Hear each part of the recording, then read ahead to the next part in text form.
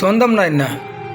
இப்போ பஸ் ஸ்டாண்டுன்னு சொல்லிடலாம், பேருந்து நிலையம், பேருந்து நிறுத்தும் இடம், உணவகம், சிற்றுண்டி, இது மாதிரி நிறையா இருக்குது இல்லையா? இதுக்கு இன்னும் அர்த்தம்னு புரியும். இப்போ சொந்தம்னு உடனே உங்களுக்கு எல்லாமே புரிஞ்சிடும்.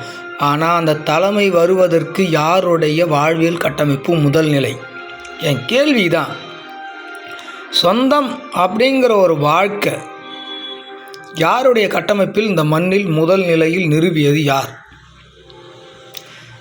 ஒரு மக்கள் வாழ்க்கையில் நிறைவடைந்த பிறகு தான் அவர்களுடைய வாழ்வியல் கட்டமைப்பிலிருந்து நிலப்பரப்பு அதிகம் தேவைப்படும் போது வெளியேறி அவர்களுடைய நிலப்பரப்பாக மாறி மாறி அது குறுகிய மன்னர்களாகவும் சிறிய மன்னர்களாகவும் விரிவடைந்து நாடு சொந்தமாகி போய்கின்றே இருக்கிறது.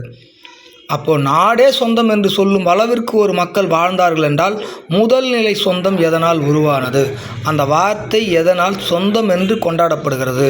சொந்தம் என்ற வார்த்தை உருவாகுவதற்கு காரணமாக இருந்த மக்களுடைய வாழ்வியல் கட்டமைப்பு யார்? கேள்வி கேட்குறேன். தமிழில் இருக்குது, தமிழ் குடிமக்களில் இருக்குது. ஜாதியில் அந்த வார்த்தை இல்லை. பிரிவினைவாதமே ஜாதி என்பது. வாழ்வியல் கட்டமைப்பு முதல் நிலையில் சொந்தம் என்பது யாருக்கு சொந்தமானது? யாருடைய ஆற்றல் அது? யாருடைய பங்களிப்பு? யாரால் உருவானது?